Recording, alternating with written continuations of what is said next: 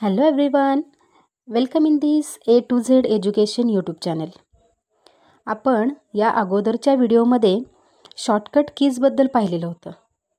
Shortcut keys मग कीबोर्डवरील कीजची पण इन्फॉर्मेशन मी दिलेली होती आणि मायक्रोसॉफ्ट एक्सेलमध्ये कशा पद्धतीने आपण शॉर्टकट कीजचा यूज करू शकतो आणि आपलं काम कमी वेळामध्ये आपण कशा पद्धतीने कंप्लीट करू शकतो हेही पाहिलेलं होतं. आता आज आपण मायक्रोसॉफ्ट वर्डबद्दल पाहणार आहोत. या मायक्रोसॉफ्ट वर्डमध्ये आपण कशा पद्धतीने काम करू शकतो, कशा पद्धतीने पिक्चर इन्सर्ट करू शकतो किंवा एखादं डॉक्युमेंट कशा पद्धतीने क्रिएट करू शकतो हे मायक्रोसॉफ्ट वर्डच्या रिलेटेड असणारा व्हिडिओ मी आज तुम्हाला सांगणार आहे. तर आज प्रथम आपण पाहूयात की मायक्रोसॉफ्ट वर्ड मी कशा पद्धतीने ओपन करत आहे. व्हिडिओ शेवटपर्यंत नक्की पहा, स्किप करू नका, म्हणजे पूर्ण स्टेप्स तुमच्या लक्षात येतील. आता फर्स्ट आपण बघूयात. मी स्टार्ट बटनवरती क्लिक करते. स्टार्ट बटनवरती क्लिक केल्यानंतर वर्ड ऑप्शन टाईप केल्यानंतर वर्ड ॲप ओपन होईल. त्यामध्ये ब्लँक डॉक्युमेंट याच्यावरती आपल्याला क्लिक करायचं आहे. त्याच्यानंतर हे ब्लँक डॉक्युमेंट याला म्हणतात वर्ड डॉक्युमेंट ओपन होईल. त्यामध्ये इन्सर्ट टॅबमध्ये गेल्यानंतर पिक्चर, शेप्स, आयकॉन आपण कशा पद्धतीने इन्सर्ट करू शकतो त्यातला पिक्चर ऑप्शन आज आपण पाहतोय. प्रथम आपण पिक्चर ऑप्शन पाहूयात. मग इथे आहे पिक्चर ऑप्शन. आता या पिक्चर ऑप्शनवरती क्लिक केल्यानंतर धिस डिव्हाइस एक ऑप्शन आहे आणि त्याच्यामध्ये तुम्ही ज्यावेळेला धिस डिव्हाइसवरती क्लिक करता त्यावेळेला कोणत्या ड्राईव्हमध्ये तुमची इमेज आहे तो पिक्चर डायलॉग बॉक्स ओपन होईल. सिलेक्ट करा पिक्चर आणि इन्सर्ट म्हणा, पिक्चर डिस्प्ले होईल. आता ऑनलाईन पिक्चर कशा पद्धतीने, सेम वे इन्सर्ट टॅबमध्ये जा आणि तिथे काय ऑप्शन आहे, select online picture option. Online picture option select केल्याबरोबर तुम्हाला इंटरनेटच्या थ्रू आपण कशा पद्धतीने ऑनलाईन पिक्चर इन्सर्ट करू शकतो. सेम वे इन्सर्ट टॅबवरती क्लिक करा आणि त्यामधून तुम्ही कोणता ऑप्शन सिलेक्ट करायचा आहे, धिस डिव्हाइसच्या ऐवजी ऑनलाईन पिक्चर. ही ऑनलाईन पिक्चर डायलॉग बॉक्सची विंडो तुमच्यासमोर दिसेल.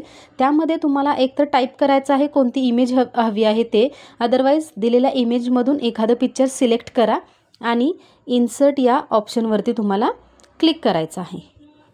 त्याचबरोबर सिलेक्ट केलेली इमेज, सिलेक्ट केलेला पिक्चर पेजवरती डिस्प्ले होईल. आता नेक्स्ट ऑप्शन आहे की कशा पद्धतीने आपण शेप्स इन्सर्ट करू शकतो.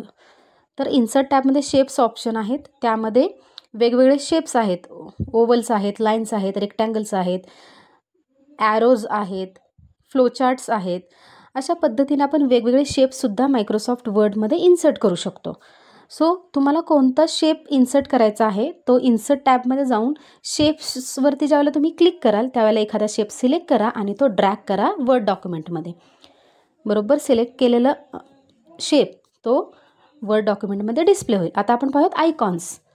ज्या वेळेला तुम्ही आयकॉन ऑप्शन सिलेक्ट कराल इन्सर्ट टॅबमधून त्याही वेळेला वेगवेगळ्या प्रकारचे आयकॉन्स तुम्हाला स्क्रीनवरती दिसतील. त्यामध्ये ॲनिमल्स येईल, ॲपियल येईल, ॲरोज येतील, वेगवेगळे आर्टो येतील, बग्स येतील, बिल्डिंग, सेलिब्रेशन, येस असे वेगवेगळे एज्युकेशनल रिलेटेड, फूड अँड ड्रिंकच्या रिलेटेड, हॉलिडेजच्या रिलेटेड, होम, असे वेगवेगळे आयकॉन्सचा पूर्ण डायलॉग बॉक्स तुम्हाला दिसून येईल. यामधून तुम्ही कोणतंही एक आयकॉन सिलेक्ट करा आणि सिलेक्ट केलेलं आयकॉन तुम्हाला वर्ड डॉक्युमेंटमध्ये इन्सर्ट झालेलं दिसून येईल.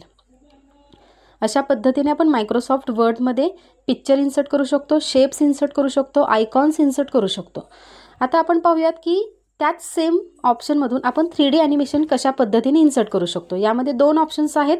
धिस डिव्हाइस यूज केल्यानंतरही तुम्ही करू शकता किंवा स्टॉक इन 3D मॉडेल्स जे अवेलेबल आहे त्याचा यूज करूनही तुम्ही 3D मॉडेल्स वर्ड डॉक्युमेंटमध्ये इन्सर्ट करू शकता.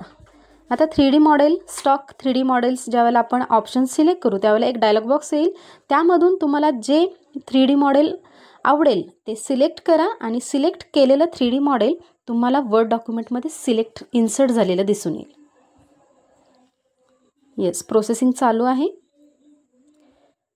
आता हे 3D मॉडेल इन्सर्ट झालेलं आहे. तुम्ही त्याला ड्रॅग करून कोणत्याही डायरेक्शननी त्याला रोटेट करू शकता किंवा कोणत्याही साईडला तुम्ही त्याला अलाइनमेंटला कोणत्याही साईडला तुम्ही त्याला प्लेस करू शकता. येस, इझिली तुम्ही त्या 3D मॉडेलला मूव्ह करू शकता. एका प्लेसवरून दुसऱ्या प्लेसवरती त्याला शिफ्ट करू शकता. तर हे झालं आपलं 3D मॉडेल्स. सो अशा पद्धतीने आपण आज काय काय पाहिलं तर इन्सर्ट टॅबमधून आपण पिक्चर सिलेक्ट करू इन्सर्ट करू शकतो, शेप्स, आयकॉन, 3D मॉडेल्स. अशा पद्धतीने वेगवेगळे 3D मॉडेल्स, वेगवेगळे शेप्स आपण काय करू शकतो आपल्या या वर्ड डॉक्युमेंटमध्ये इन्सर्ट करू शकतो. ज्या पद्धतीने मी वर्ड डॉक्युमेंट ओपन केलेलं आहे सेम त्याच पद्धतीने तुम्ही काय करा, वर्ड डॉक्युमेंट ओपन करा आणि त्या ओपन केलेल्या वर्ड डॉक्युमेंटमध्ये ब्लँक डॉक्युमेंट ऑप्शन सिलेक्ट करून तुम्ही त्या ब्लँक डॉक्युमेंटवरती वेगवेगळे शेप्स, वेगवेगळे पिक्चर्स, वेगवेगळे आयकॉन्स, 3D मॉडेल्स अगदी इझिली तुम्ही ते इन्सर्ट करू शकता आणि तुमचं डॉक्युमेंट अगदी अट्रॅक्टिव्ह वेनी कंप्लीट करू शकता. सो ज्या पद्धतीने स्टेप्स मी दाखवलेल्या आहेत सेम त्याच पद्धतीने तुम्ही त्या स्टेप्स फॉलो करा आणि तुमचं प्रॅक्टिकल तुम्ही कंप्लीट करू शकता. MSCITच्या एक्झाममध्ये सुद्धा क्वेश्चन असतो की insert any shape, insert word art और इन्सर्ट एनी आयकॉन.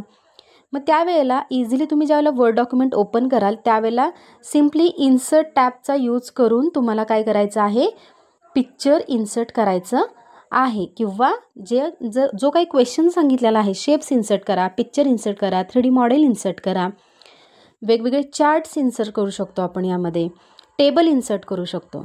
सो टेबलच्या रिलेटेड आपण नेक्स्ट व्हिडिओमध्ये पाहणार आहोत. सो तोपर्यंत ज्या काही स्टेप्स सांगितलेल्या आहेत त्याच सेम स्टेप्स तुम्ही फॉलो करा आणि प्रॅक्टिकल कंप्लीट करून बघा की तुम्हाला पिक्चर, शेप्स, आयकॉन्स आणि 3D मॉडेल इन्सर्ट करता येत आहेत का ते.